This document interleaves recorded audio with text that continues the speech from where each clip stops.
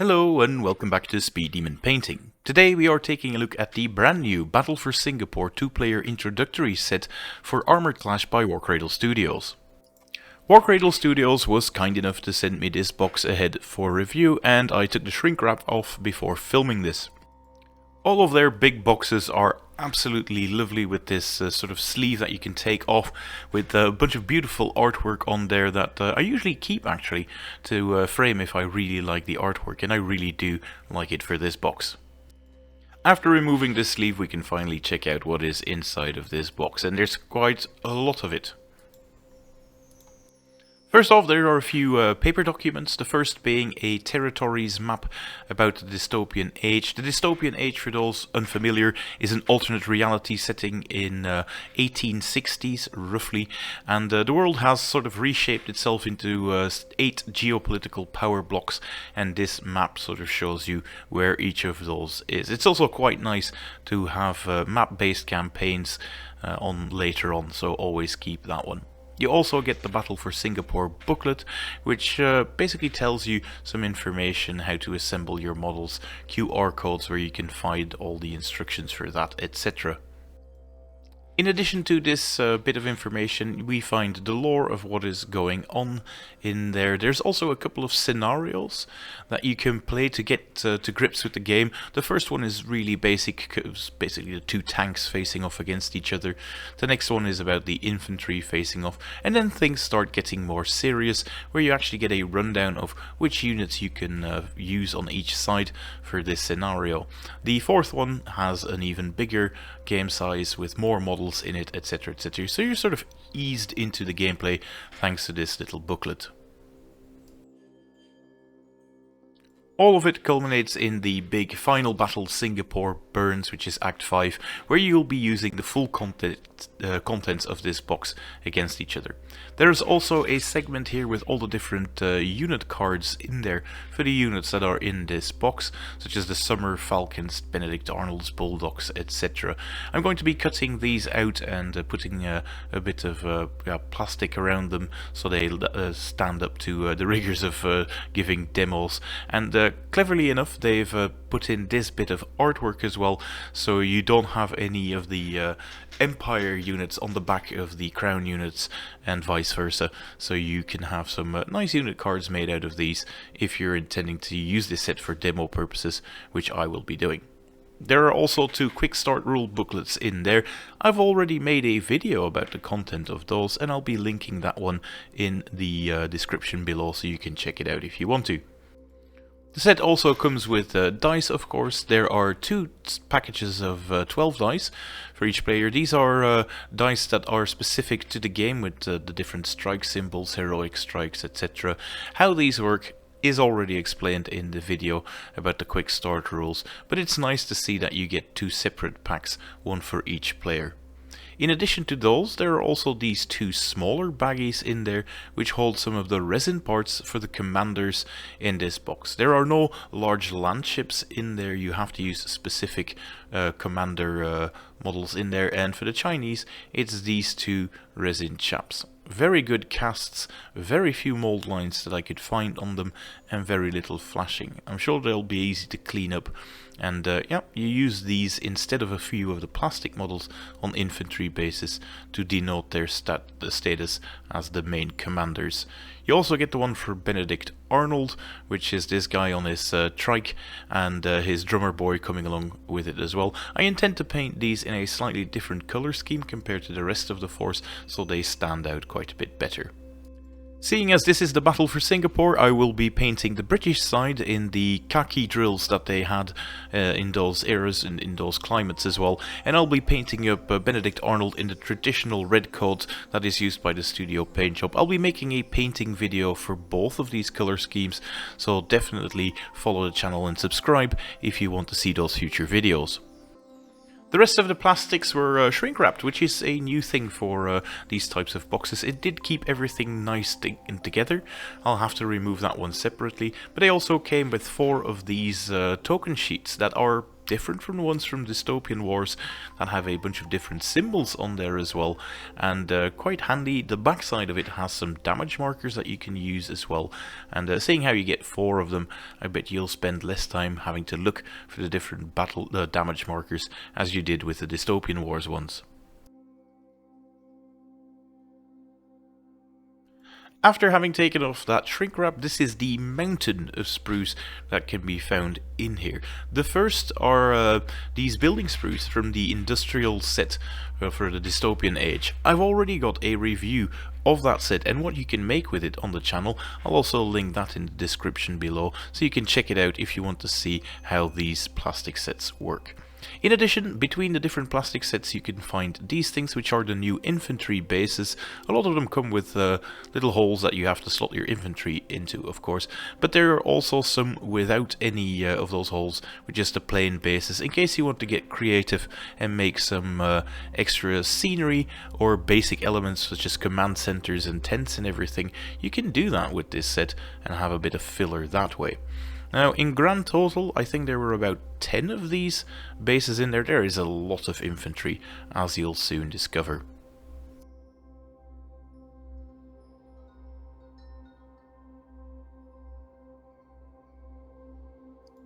And then finally we've got 2 sprues of the regular buildings, the ones with the sort of single builds in the modular system. It'll all make sense what I'm saying if you actually check out the other video as well. And yeah, you can make some very cool little buildings in here. I've already built a few of them. I'll be showcasing these as well. This is one such example of a building you can make. This is the one with the first sprue, with the larger 4-section walls, if you will. There's a lot of detail on there. It all takes to dry brushing extremely well and washes. I did make one small mistake by flipping the bricks the wrong way around when I first assembled them, but I fixed my mistake when I did that second building, so that's something you have to be wary about. I still have to add a couple of extra embellishments to the top of these buildings. There's just so much on those sprues that you can put in here that I had a bit of paralysis to choose what I would put in there, so there you go. There are also these 2 sprues which are new for the game. They have a range ruler on there that can now be extended beyond just the standard 15-inch that the old Dystopian Wars had, and it also comes with a turn template, as you can see in the middle. That turn template is largely used by the behemoths and large landships. In addition to that turn template, you also get this handy little tracker to track the turn you're in. It comes with multiples of these pips that you can keep track of. I'm not sure if that was just filling of the plastic or Warcradle Studios taking into account that these bits are easy to lose. Whatever it is nice that there's a few of them. And there are also 4 objective markers marked 1 to 4, and they also have this lovely little cog on the backside, so they look good on both sides. That is largely it for the gaming accessories, though. Let's move on to the different sprues for each faction. And we're starting off with the heavy sprue for the Empire, which is the one that will build your tanks, artillery pieces, and some weapon teams. As you can see, these are the guys who have to prop up the shields for the Jezzail teams. The Jezzail teams are infantry that come along with this box as well, but they are quite heavy guns, so they are in this box. You also have the different barrels for the artillery piece that are on here. I only counted 3 of each type, and I did see that you do need a couple of them for some of the resin landships, and there are no real spares to be found on these sprues. It's good that they fill it up the other way, but it does mean that if you get a box with one of the resin landships, you're going to have to really pick and choose which units you make with them, because they will cannibalize some of the parts. Similarly, the turrets that go into the sides of these tanks, there are no spares of them. You have to sort of take the flame turret or the traditional artillery turret that comes along with it. Each sprue also comes with a bunch of these banners and pennants that you can glue on top of some of your tanks to indicate that they are officers within the unit. You do have to keep track of that in the game, because if they die, you might be in trouble.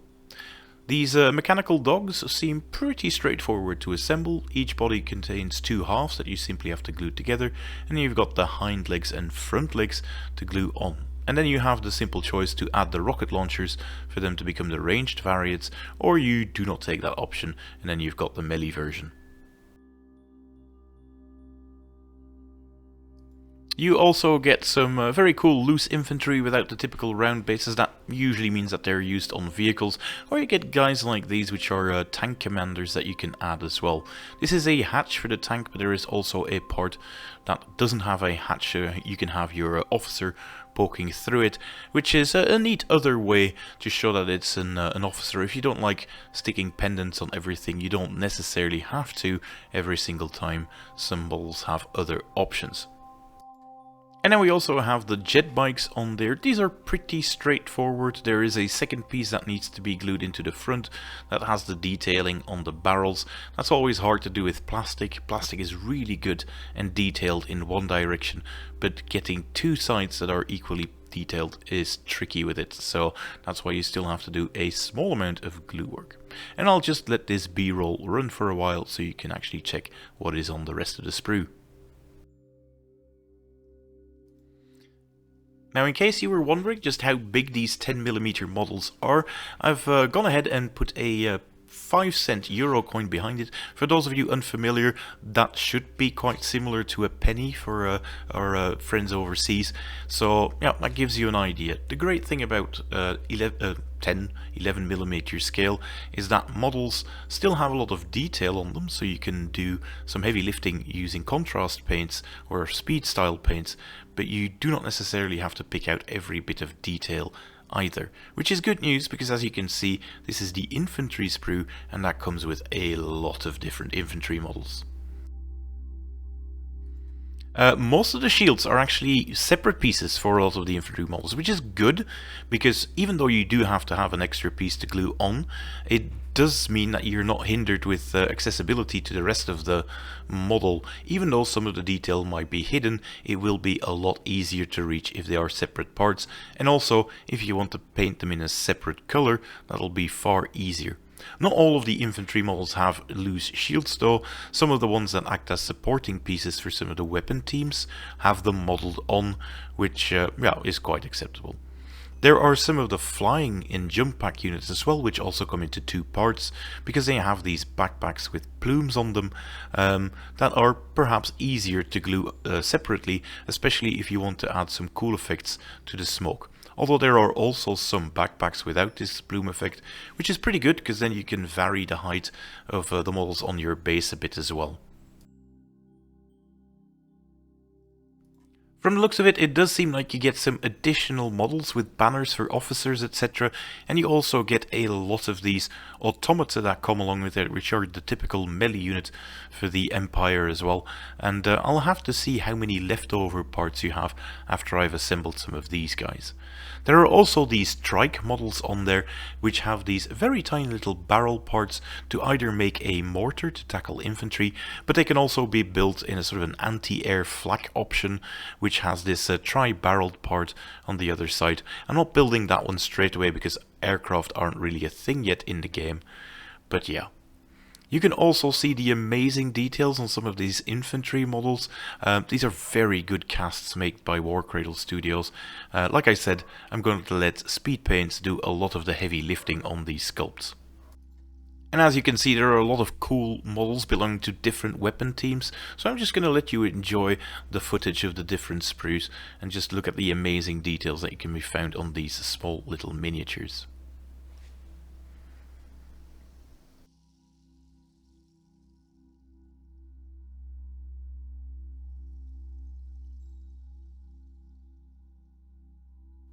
Right then, after seeing all of that lovely Empire stuff, let's have a look at what the Crown has to offer in this box.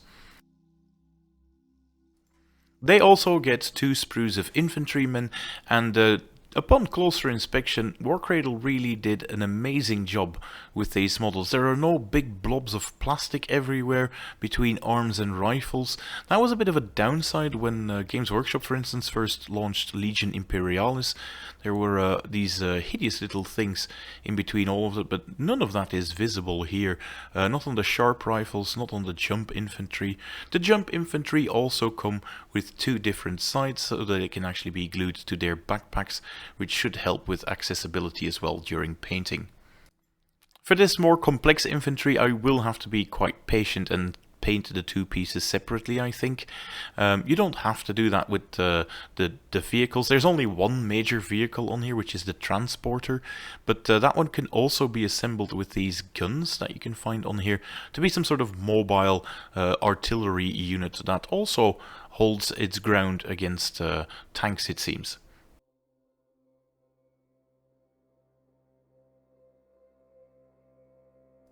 Similarly to the Empire sprue, you get some lovely pennants here as well to note your officers. They have this lovely crown symbol on them as well. You will have to do a bit of freehanding on the officer model with the flag though, and they also have these lovely extra parts such as tank commanders sticking out as well, so lots of different spare infantry it seems, such as this infantry officer. And I'm going to now actually flip around because oddly enough that one was upside down compared to the rest. You also get this unit of sappers and engineers, which is a Scottish unit. They do come with very tiny kilts, which will be a challenge to paint some tartan onto, but I'm going to give it a go nevertheless. I'm not entirely sure what these combat engineers do in game yet, but they do really look cool, and I've got a thing for Scottish units as well, so yeah, really pleased to see them in here.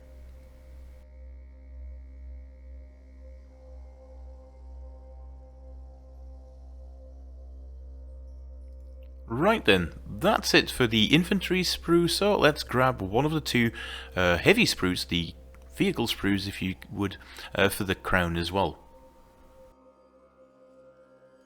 The first bits that are the most obvious are the ones that form the Galahad tank. It does seem to come with a small little hole in there, which possibly allows for magnetization of the different sponsons, because the difference between a regular Galahad and a Galahad breacher really is the two sponson bits. I couldn't find any spares on them, so if some of these parts are cannibalized by their resin landship, you will have to build one of the other variants or the infantry transport variant to sort of make up for that.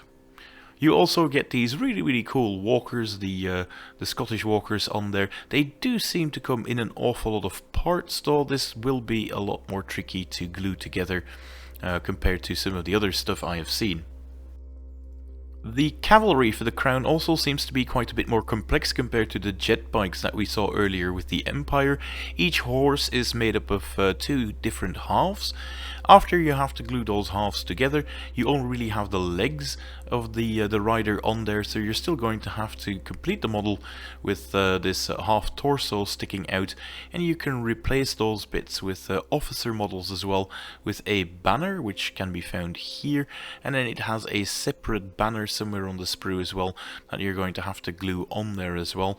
Those do seem to be a bit trickier than what we've seen with the Empire so far.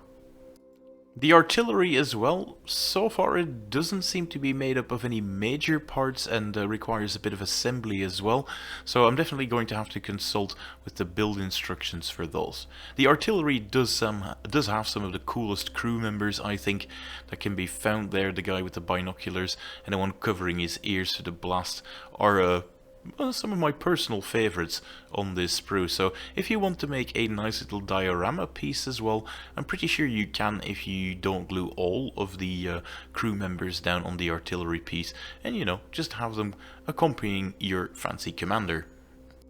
Even though they look a bit trickier to assemble, I am very impressed with the level of detail on here, so this gets a big thumbs up for me. I'm also going to go ahead and assemble one of the vehicles so I can do a bit of a size comparison between the two of them.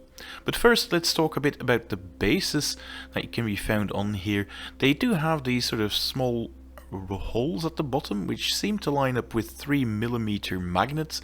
Unfortunately, I've got 3x2mm magnets, so I'm still going to have to drill a bit of a hole if I want to puncture them through, but maybe 3x1mm magnets are more ideal for these infantry bases. If you haven't yet magnetized any bases before, I highly recommend it, especially for these smaller parts that can be quite fragile.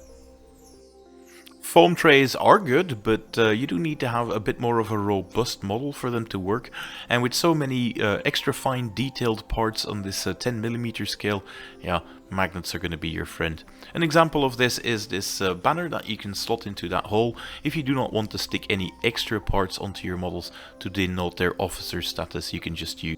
For the final part of the video, I have gone ahead and assembled a Galahad. I have not yet glued on the sponsons because I can do that at a later date, and it will also be easier to access the model as well if I don't.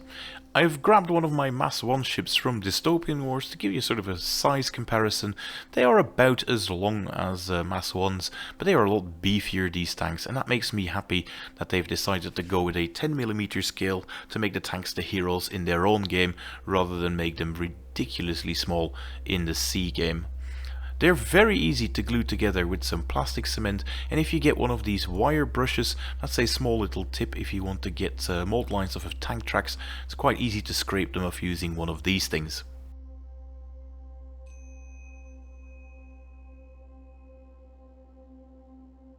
That's it for me though. If you liked the video, remember to give it a thumbs up, that really helps with the YouTube algorithm, and I do hope to see you in the next video. Until then, bye!